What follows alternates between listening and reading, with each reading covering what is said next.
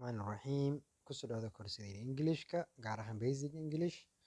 Maanta waxaynu qaadan doonaa part of the body qaybaha jirka oo cashirkii toddobaad. Bismillah, aynu bilowno. Head madax, neck daan, ear dheg, neck kan waa cheek cheek daan, ear dheg, neck luqun,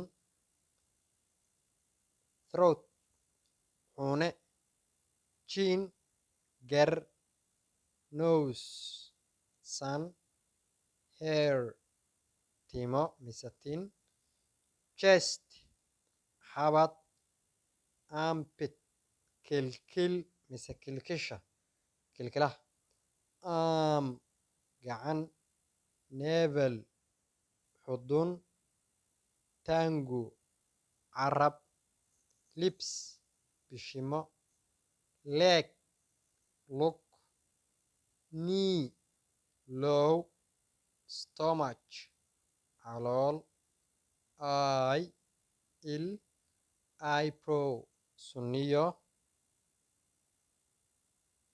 eyelash ariga eyelash waxaa waayo xiribo. ereygaas sixitaan ayaan ku sameynaa macalin, khalad baa halkaa ka dhacay.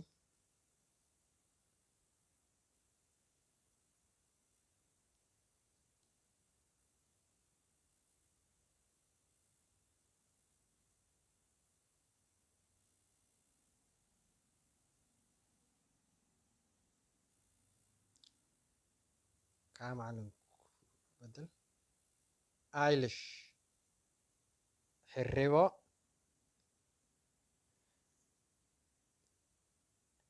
hand gacan, thumb suul, foot cag, heel cirib, heel, shoulder garab, nail cidi. waa intaa macalin. casharada ardayda ha soo duubaano, ha kasoo shaqeeyaano, buug ha kusoo qoraano, sawir ahaan ha iga soo qaadano, cod ahaan ha igu soo diraano si aan oga saxo. maxaa yeelay casharada waa basic, kolka yihiin basic waxaa laga rabaa inaad ku celcelis fara badan iyo weliba dulqaad fara badan aad muujiso.